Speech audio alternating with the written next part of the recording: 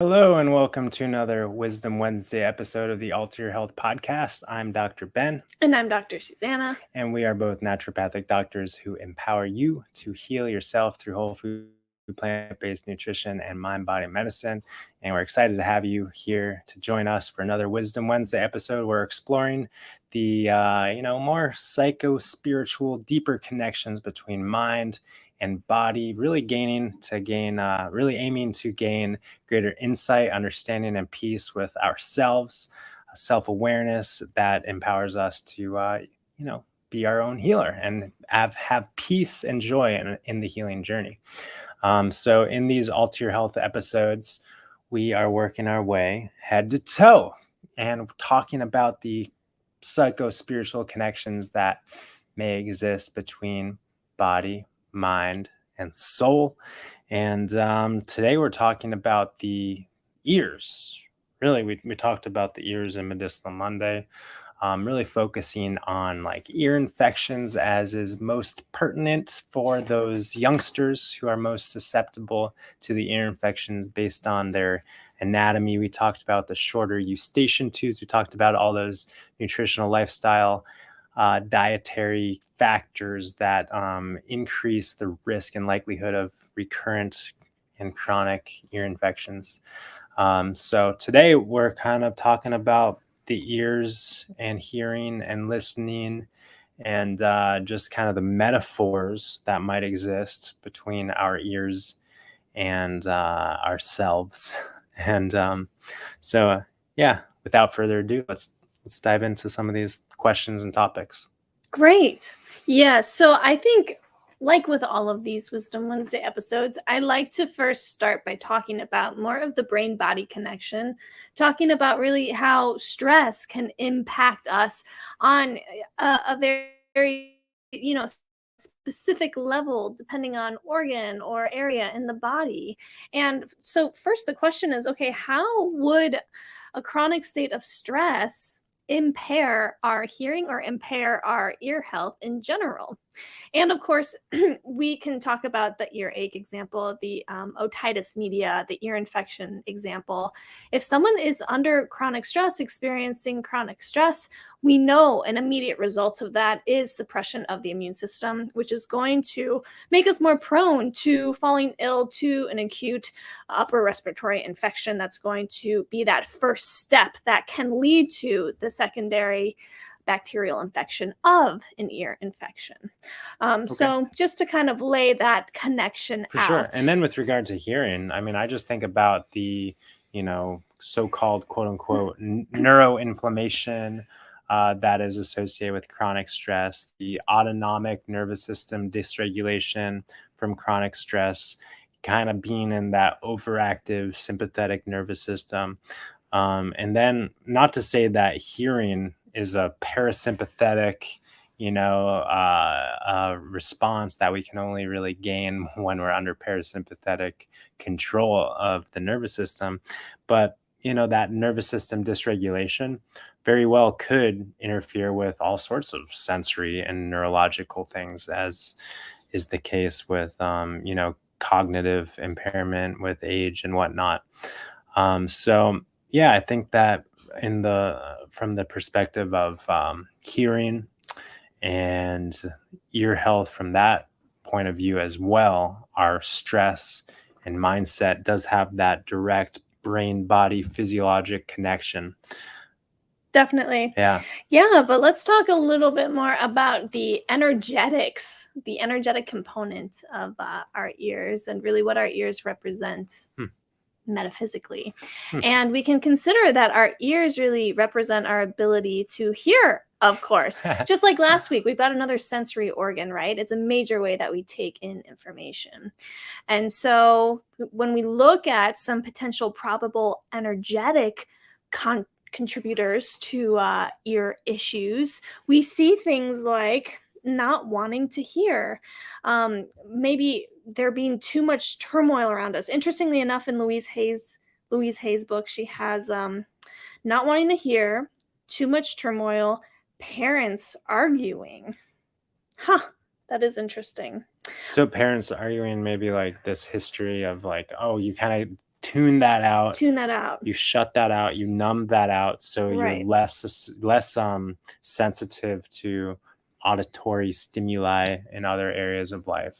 And Right. I guess that just going back to last week where we were talking about the metaphysical connections with eye health and vision, it was very similar, right? Yeah. What are we unwilling to see Mm-hmm. in our world? What are we unwilling to perceive in our world? And now it's like this deeper question: what are we unwilling to hear? Right. What are we wanting to kind of shut out, turn off, tune out? These kind of questions. Exactly. Yeah. And just to reference another great book, here we've got the one from Ina Siegel. And she has here that ear aches or ear issues can be a result of not wanting to hear what is being said, trying to block other people out, feeling like others want to control you. And then I also like that she also includes here not listening to your own Yeah. insight and wisdom. I mean, when I initially hear the about the ears and hearing, I definitely think about tuning into like one's own dialogue, one's own, both like the egoic kind of personal thinking, just kind of that cluttered mind that we might be overwhelmed by, but also that deeper voice, that voice of truth and wisdom and inspiration. Mhm. And it's like our ability to hear it all and discern what's really, in our highest good, and what's kind of like that self-sabotaging inner critic, so to speak. Definitely. Definitely. But I love this connection that is being drawn between not being willing to hear the turmoil or the whatever that we're surrounded by. Because I mean, I'm sure many listeners out there can relate to a time when, you're just like, la, la, la, la, la, I don't want to hear it. I don't want to hear it. I know there's been some times where, I'm really upset and like Ben and I are having a moment with each other and I'm just like, no, no, no. I literally like plug my ears like, no, no, no, I don't want to hear it. I don't want to hear it. And this very similarly to last week, it's interesting because when I'm coming from that place of plugging my ears, I don't want to hear it. I don't want to hear it. It's as if I'm feeling within myself like, oh, I don't want more of this unpleasant stimuli to knock me more off balance, right? Like I just want to be in my own little bubble and take care of myself. I don't want to be influenced by all this negative energy out there, right? But I think a more empowering way to look at all of this is like, okay, well, how can we be, in situations that we can't control, right? Mm. Situations where someone might be blabbering on about something we don't like, someone might be yelling, someone might be arguing. How can we show up in those moments um, in an empowered way? Yeah, I think that's a really good point. I'm glad you brought up the quote unquote negative energy stuff, because I think a lot of people talk about, oh, when there's negativity, just, turn those people away and block yourself and put up boundaries against quote unquote negative energy and negative people. But it's like, yeah, okay, we can kind of draw those energetic barriers, or maybe create those physical barriers, and try to preserve ourselves and our well-being inside some bubble. And it's just like, it's all rainbows and unicorns and butterflies inside of our bubble, but at the same time we're disconnected. So it's Mhm. like, how can we have this relationship that's connected and empowered, and based on authenticity, rather than just this false sense of security and protection, which really doesn't exist, and this illusion of control that I think so many of us, human beings, desperately try to create and maintain and preserve ourselves in this illusion of control. Right. And and yeah, I think that the intention that I see is to really just come into relationships and be curious to hear it all and take it all in, and just like allow my senses, allow my eyes, allow my ears, allow my heart, allow my sense of touch, smell, all of it, allow my intuition to just take it all in, and not be overwhelmed by it, but just recognize all that stimuli, all that stuff as just information. And my brain and my body and my soul knows how to kind of let it all settle and land. And then I can respond in this like grounded, proactive, kind of soul centered way rather than this, reactive, triggered, emotional sort of way, which again, it's like we're all human beings and we're all subject to that emotional reaction, those emotional response, but we can aim to create that separation or see that separation that exists that allows us to be more proactive and empowered. Yeah, or at least like really what matters most is to simply understand how these external stimuli, including what we hear, actually are not the things that create our human experience. Rather, it's our thinking about those stimuli that actually creates our human experience, our reactions, our feelings Yeah. towards things. Yeah. And it's funny because I'm actually realizing that I have a very kind of recent example of being very human and falling into this kind of this idea that what I was hearing was influencing my mood and my outlook on life or whatever. And we were actually, Ben and we've done a lot of long days in the car recently. We've been traveling a little bit.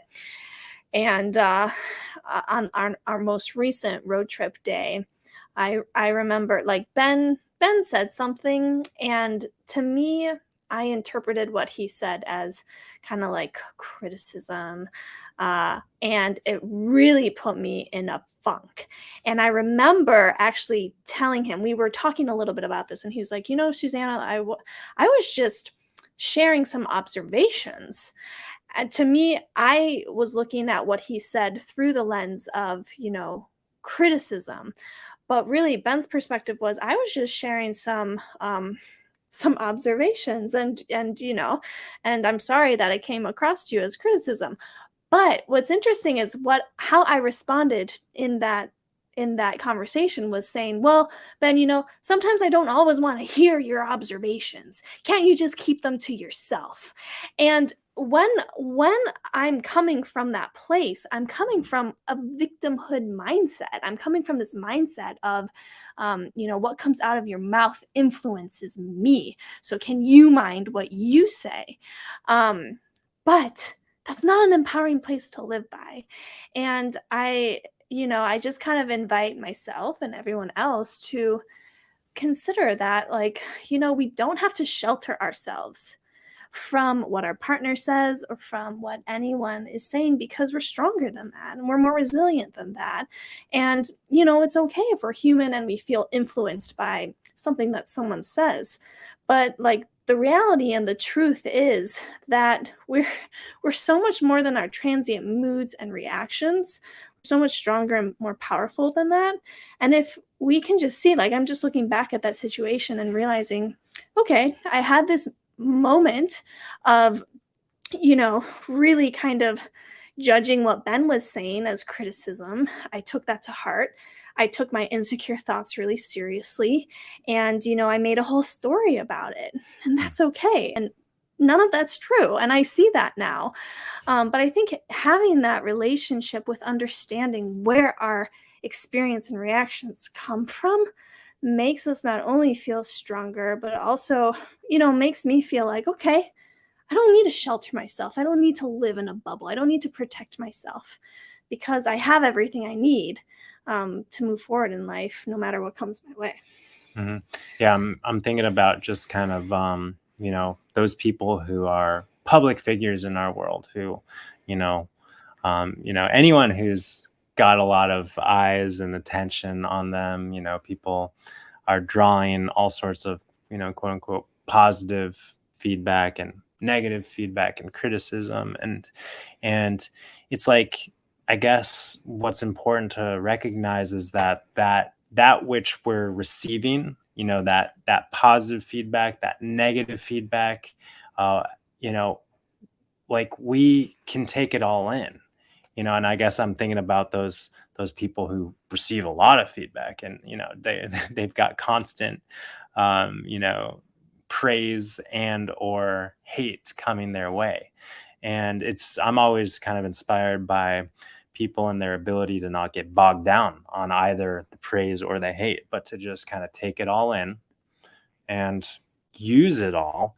And because people generally like often talk about constructive feedback versus non-constructive feedback, or constructive criticism versus non-constructive criticism. But I guess my point is, like, all quote unquote so-called criticism or feedback or anything that we take in through our senses can be constructive. Like, we have the ability to take it all in and and use it and see it, and or let it go if it's just like, I'm not going to listen to that. That's bogus. That's false. Right. So let it bounce off of us. Let it be deflected by our truth, and that which is resonant, that which we are, triggered by. It's like, there's something there. How can I look at it? How can I hear it from a deeper place that's like not so reactive? And how can I grow with that? And use that to, inform this evolution of myself. So yeah. Yeah, and it really makes me think. I feel like one of the last questions I'd like to kind of consider here or explore together is like, when we talk about someone as being a good listener, Mhm. what does that mean?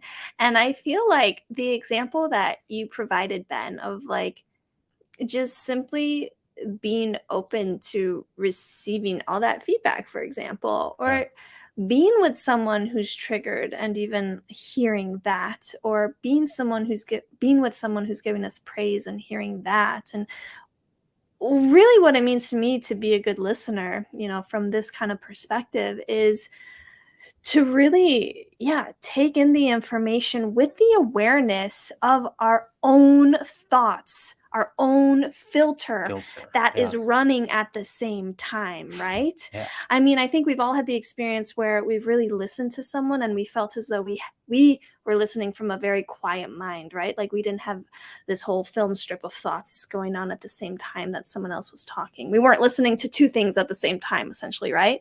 We're just listening to someone else speak. I think that's kind of an unrealistic expectation to hold for ourselves, because we're humans and we do have a constant stream of thought all the time. But to simply have the awareness that we are going to have our own thoughts while we're listening to someone else, and rather than, immediately kind of giving more attention to our own thoughts, going back to what that person is saying, and maybe creating a little bit of space and time before we just react or create those quick judgments or whatever it is. And I like the example of like someone providing negative feedback, whether it's constructive or not.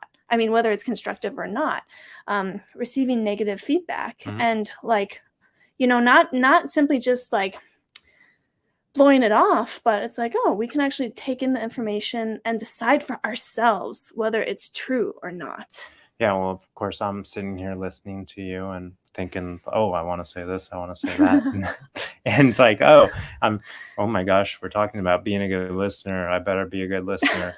And of course, like, to me, like, being a good listener is listening, because I think that very rarely do I listen. I'm usually listening and thinking, Mhm. usually listening and formulating a response, Mhm. usually listening and fill in the blank, right? Any number of things. So it's always a good reminder to just listen. And then in that listening, we're able to feel into the perfect response that's connected with true wisdom and creativity. Um, but also, I was thinking about the experience of, because I've had those experiences of like true listening where it's Mhm. like nothing else is going on. And sometimes that exists when there's a lot of things going on. Maybe I'm not in a quiet room. Maybe I'm in with a bunch of people. Maybe there's a lot going on. But, it's like sometimes you're having that conversation at the cocktail party or whatever. And it's like you're having that conversation, but you're hearing that and you're hearing that and you're hearing this over there. It's like you're not. It's like, what? Like you're trying to like listen to so many things at once. But sometimes you're at that same cocktail party or whatever, and there's a lot going on. But there's just so much in it, presence with this conversation. So it's interesting how we can tap into that good listening anywhere, anytime. And it's all, for me, for sure, a good reminder of, just doing more of that. Yeah. And I'm so glad you brought up the piece about like listening to our own wisdom in the formulation of a response. Which we can't do if we're also listening. Like we cannot, I don't know, maybe I'm wrong, but I think we can only listen to one thing at a time. Well, it's interesting because my experience in hosting these Wisdom Wednesday episodes with you, Ben, is listening. And there are some times where it's like, yeah, I have thoughts of whether it's like, oh, Ben is going on too long about this one point, or blah, blah, blah, blah, You have blah. those thoughts too? Yeah, oh, of course. Or like, we need to move on to the next point. Like sometimes there's thoughts like that coming from that kind of energy, right? But sometimes like I was just more recently just listening to you and I feel this little bubbling up of like, oh, I want to share. That makes me want to share this, or that makes me want to share that.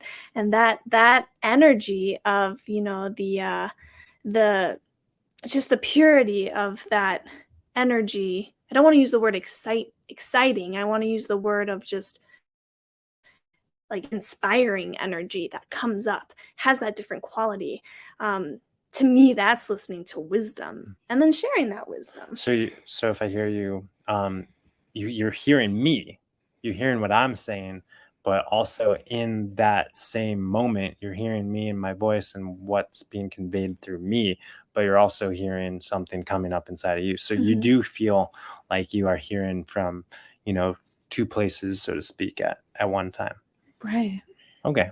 Yeah. I don't know if I've had that experience. I No? guess probably I have. But I guess what I was saying is usually, like, for sure I've had that experience, but it makes me question if I'm hearing my own wisdom or thoughts or whatever you want to call it, am I really hearing what's going on outside? It's like, I guess it's just something to kind of, consider. Get curious about where we're pointing our ears. Are we pointing them outside or inside? Or can we point them both? Yeah. We do have two ears after all. Maybe one's going outside, one's going inside. I like that. And lastly, I remember it was pointed out to me how, in the word heart is of course ear. Ear is HEART, heart has ear in it. So it's that is just kind of a good metaphor and reminder that we can listen with our heart, and our heart kind of has ears too, and hears things maybe in a more deeper and more grounded place. I like that. That's a great note to end on. Cool. All right. Well, thanks as always for tuning in and hanging out with us. Any feedback or comments or sharing is much appreciated. And we look forward to seeing you guys next time on the podcast. Bye for now.